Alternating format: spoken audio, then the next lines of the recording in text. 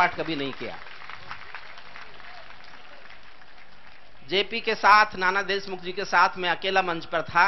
एक कविता सुनिए मन से, जहां अच्छा लगे समर्थन जरूर करना। मैं भारत का संविधान हूं, लाल किले से बोल रहा हूं। मैं भारत का संविधान हूं, लाल किले से बोल रहा हूं। मेरा अंतर मन घायल है, दिल की गांठें खोल रहा हूं। मैं शक्ति का अमर गर्व हूं, आजादी का विजय पर्व हूं। पहले राष्ट्रपति का गुण हूं, बाबा भीमराव का मन हूं। मैं बलिदानों का चंदन हूं, कर्तव्यों का अभिनंदन हूं। कभी कभी मैं रामायण हूं, कभी कभी गीता होता हूं। कभी कभी मैं रामायण हूं, कभी कभी गीता होता हूं। रावण वध पर हंस लेता हूं, दुर्योधन हट पर रोता हूं। मैं भारत का संविधान हूं, लाल किले से बोल रहा हूं। मैं भारत, बस ऐसे ही सुनते जाइए, जहां और अच्छा लगे और जोरदार तालियां बजाइए। मेरे वादे समता के हैं, पूरी कविता में संविधान बोलता है। मेरे वादे समता के हैं, दीन दुखी से ममता के हैं। कोई भूखा नहीं रहेगा, कोई आंसू नहीं बहेगा। मेरा मन क्रंदन करता है जब कोई भूखा मरता है। मैं जब से आबाद हुआ हूं, मैं जब से आजाद हुआ हूं, अपनों से बर्बाद हुआ हूं। मैं ऊपर से हरा भरा हूं, मैं ऊपर से हरा भरा हूं, मैं ऊपर से हरा भरा हूं। संसद में 100 बार मरा हूं। मैं भारत का संविधान हूं, लाल किले से बोल रहा हूं। मैं भारत का संविधान हूं। मैंने तो उपहार दिए हैं, मौलिक भी अधिकार दिए हैं। धर्म कर्म संसार दिया है, जीने का अधिकार दिया है। सबको भाषण की आजादी, कोई भी बन जाओ गांधी। यहां से शुरू होती है कविता। मैं भारत का संविधान, और गंभीर होना थोड़ा। मैं भारत का संविधान हूं, लेकिन तुमने अधिकारों का, पहली कविता है जो किसी के खिलाफ नहीं है।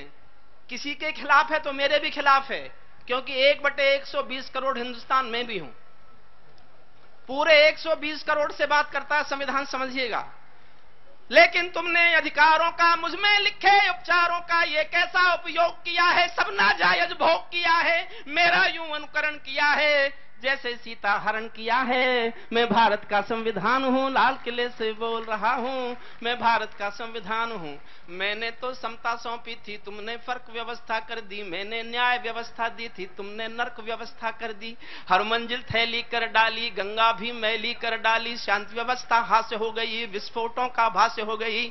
आज अहिंसा बनवासी है, कायरता के घरदासी है। न्याय व्यवस्था भी रोती है, गुंडों के घर में सोती है। पूरे कांप रहे आधों से, राजा डरता है प्यादों से। पूरे कांप रहे आधों से, राजा डरता है प्यादों से। गांधी को गाली मिलती है, डाकू को ताली मिलती है। क्या आपराधिक चलन किया है, क्या आपराधिक चलन किया है। मेरा भी अपहरण किया है। मैं भारत का संविधान हूं, लाल किले से बोल रहा हूं। मैं भारत का संविधान हूं। 2 लाइनें पढ़ता हूं, कविता की सबसे गंभीर पंक्तियां हैं, और जिनके दिलों तक पहुंच जाए और तीर की तरह चुभें, उनकी हाथ उठाकर तालियां उठें। मैं भारत का संविधान हूं, क्या आपराधिक चलन किया है। मेरा भी अपहरण किया है। मैं चोटिल हूं, छत विक्षत हूं। मैं चोटिल हूं, छत विक्षत हूं। मैंने यूं आघात सहा है जैसे घायल पड़ा जटायु, हारा थका करहा रहा है। जैसे घायल पड़ा जटायु, हारा थका करहा रहा है। जिंदा हूं या मरा पड़ा हूं, जिंदा हूं या मरा पड़ा हूं। अपनी नब्ज टटोल रहा हूं। मैं भारत का संविधान हूं, लाल किले से बोल रहा हूं। मैं भारत का संविधान हूं। थोड़े और गंभीर होना।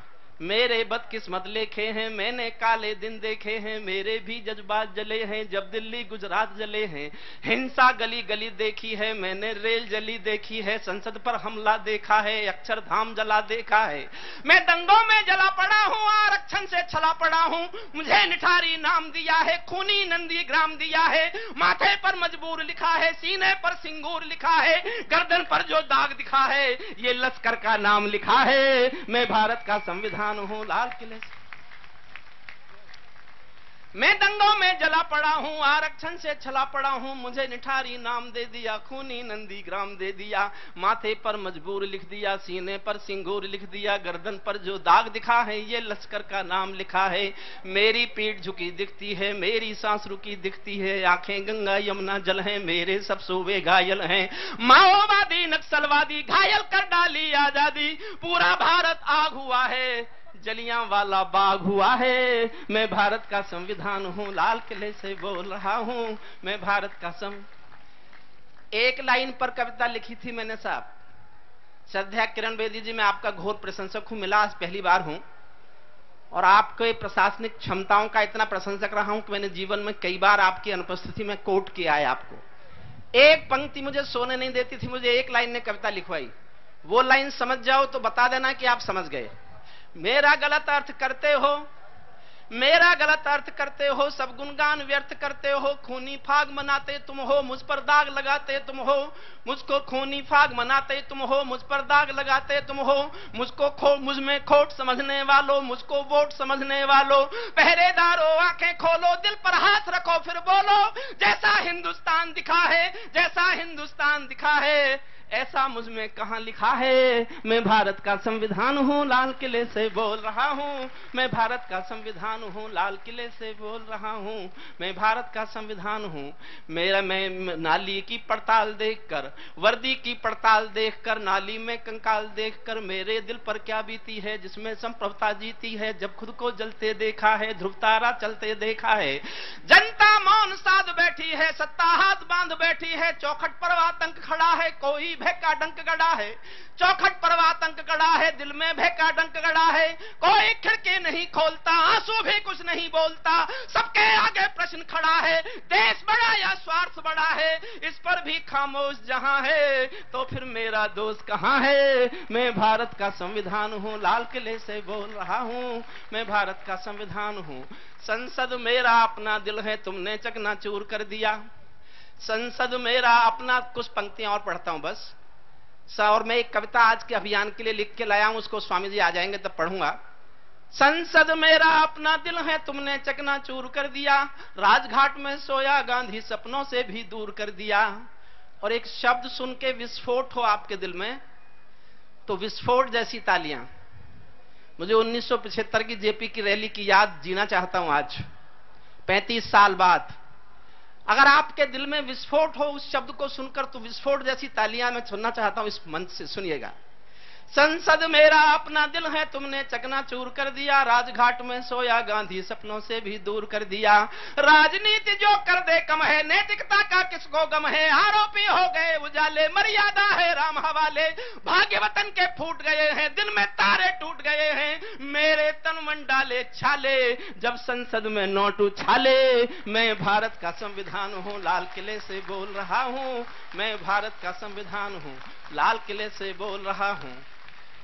जो भी सत्ता में आता है वो मेरी कसमें खाता है, सबने कसमों को तोड़ा है, मुझको नंगा कर छोड़ा है, जब जब कोई बम फटता है तब तब मेरा कद घटता है, ये शासन की नाकामी है पर मेरी तो बदनामी है। दागी चेहरों वाली संसद, दागी चेहरों वाली संसद, चंबल घाटी दिख रही है, सांसदों की आवाजों में हल्दी घाटी चीख रही है, सांसदों की आवाजों में हल्दी घाटी चीख रही है। मेरा सड़कों से संसद तक चीर हरण जैसा होता है, मेरे तन में अपमानों के भाले ऐसे गड़े हुए हैं। अंतिम पंक्तियां पढ़ता हूं। मेरे तन में अपमानों के भाले ऐसे गड़े हुए हैं, जैसे सरसैया के ऊपर भीष्म पितामह पड़े हुए हैं। मुझको धृष्ट राष्ट्र के मन का गोरख धंधा बना दिया है, पट्टी बांधे मां गंधारी जैसा अंधा बना दिया है। छोटे कद के अवतारों ने, मेरे पहरेदारों ने ही पथ में बोए ऐसे कांटे, जैसे कोई बेटा बूढ़ी माँ को मार गया हो चाटे। छोटे कद के अवतारों ने मुझको बौना समझ लिया है, अपनी अपनी खुदगर्जी के लिए खिलौना समझ लिया है। मैं लोहू में लथपथ होकर जनपथ हर पथ डोल रहा हूँ, शायद नया खून जागेगा इसीलिए मैं खोल रहा हूँ। मैं भारत का संविधान हूँ, लाल किले से। बहुत बहुत धन्यवाद। भारत माता की। हरिओम पवार जी की ओजस्वी वाणी से आपने अपने अंतर को जागृत किया, मां भारती के चरणों में आहूत होने के लिए।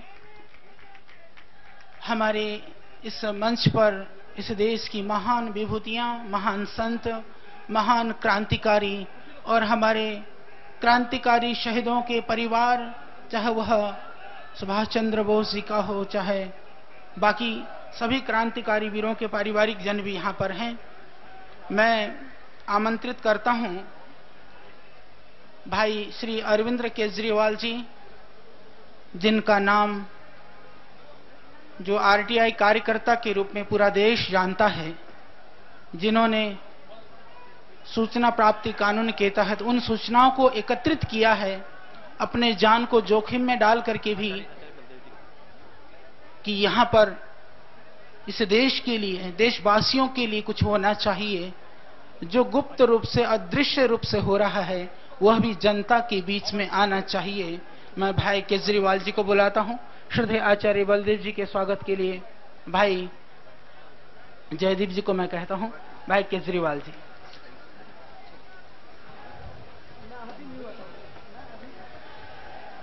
मंच पर आसीन सभी गणमान्य लोग, साधु संत, सबको मेरा सादर प्रणाम। साथियों, श्रद्धेय स्वामी रामदेव जी महाराज ने भ्रष्टाचार और काले धन के खिलाफ ये जो आंदोलन छेड़ा है, सारे धर्मों को, सारे लोगों को, सारे देश को जोड़ने का ये जो बीड़ा उठाया है, अब एक बहुत बड़ी उम्मीद की किरण बनी है कि अब तो देश सुधर के रहेगा। पिछले साल, 2 साल, 3 साल से एक के बाद एक देश में भ्रष्टाचार के बड़े बड़े कांड सुनने को मिले हैं, देखने को मिले हैं।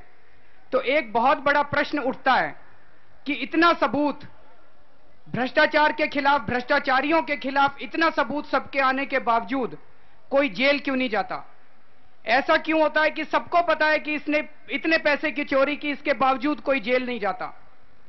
इसके ऊपर हम सब लोगों ने जब अध्ययन किया, मैंने, किरण बेदी जी ने, लिंगदो साहब ने, अन्ना हजारे साहब ने, हम सब लोगों ने जब अध्ययन किया, तो हम लोगों ने सबने पाया कि एक बहुत बड़ी कमजोरी हमारे देश में जो है वो ये है कि हमारे देश के कानून बहुत ही सड़े गले कानून हैं।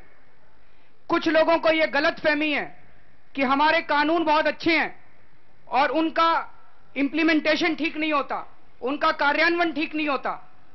आज आप जब यहां से जाएं तो अपने मन से यह निकाल दें कि हमारे देश के कानून अच्छे हैं। हमारे देश के कानून इतने सड़े गले हैं कि ये कानून भ्रष्टाचारियों को सजा देने के लिए नहीं है, भ्रष्टाचारियों को बचाने के लिए बने हुए हैं। और यही एक बहुत बड़ा कारण है कि इतना सबूत पब्लिक में होते हुए भी कोई जेल नहीं जाता। मैं आपको एक छोटा सा उदाहरण देना चाहूंगा। अभी कुछ दिन पहले हम सब लोगों ने अखबारों में पढ़ा कि विनायक सेन को आजीवन कारावास हुआ। उनको किस वजह से आजीवन कारावास हुआ? उनको राजद्रोह के ऊपर उनके खिलाफ यह चार्ज है कि उन्होंने राजद्रोह किया, उन्होंने सेडिशन किया। यह राजद्रोह क्या होता है? यह आईपीसी की धारा 124 के तहत राजद्रोह क्या है, इसकी परिभाषा लिखी है। उसमें यह लिखा है कि अगर कोई व्यक्ति सरकार से घृणा करेगा या सरकार के खिलाफ घृणा फैलाएगा तो वो राजद्रोही माना जाएगा। देश के खिलाफ घृणा करना राजद्रोह नहीं है, सरकार के खिलाफ घृणा करना राजद्रोह है। कानून में लिखी बात है। कानून यह कहता है कि आप भारत से घृणा कर सकते हो, लेकिन मनमोहन सिंह से घृणा नहीं कर सकते। मनमोहन सिंह से घृणा करोगे तो यह राजद्रोह माना जाएगा, सरकार से घृणा करोगे तो यह राजद्रोह माना जाएगा। यह कानून 1860 में अंग्रेजों ने बनाया था। 1860 में देश नहीं था, भारत नहीं था, अंग्रेज सरकार थी। और उस अंग्रेज सरकार का एक ही मकसद था, उनका मकसद था हमारे देश को लूटना, हमारे देश को इकोनॉमिकली लूटना। उस वक्त जो यह कानून बना, इस पूरे कानून को आप उठा के देख लीजिए, भारत को लूटना राजद्रोह नहीं है, लेकिन उस लूट के खिलाफ नफरत करना राजद्रोह है। तो जब अंग्रेजों ने यह कानून बनाया तो यह समझ में आता है कि अंग्रेजों का मकसद तो लूटना था, और जो अंग्रेजों के खिलाफ नफरत करता था वो राजद्रोही करार दिया जाता था। लेकिन दुर्भाग्य की बात यह है कि आज 2011 में भी यही कानून चलता आ रहा है। हमारे देश में ए राजा 2 लाख करोड़ लेके भाग गया, यह राजद्रोह नहीं है। 2 लाख करोड़ रुपए का मतलब हमारे देश का टोटल बजट 7 लाख करोड़ रुपया है। एक आदमी हमारे देश का 25% बजट लेके भाग गया, यह राजद्रोह नहीं है। यह क्या है? यह भ्रष्टाचार है। भ्रष्टाचार का मतलब कि अगर एक टीटी 1000 रुपए की रिश्वत ले ले तो उसको भी उतनी सजा मिलेगी और राजा को भी उतनी सजा मिलेगी। तो राजा ने जो 2 लाख करोड़ रुपए की का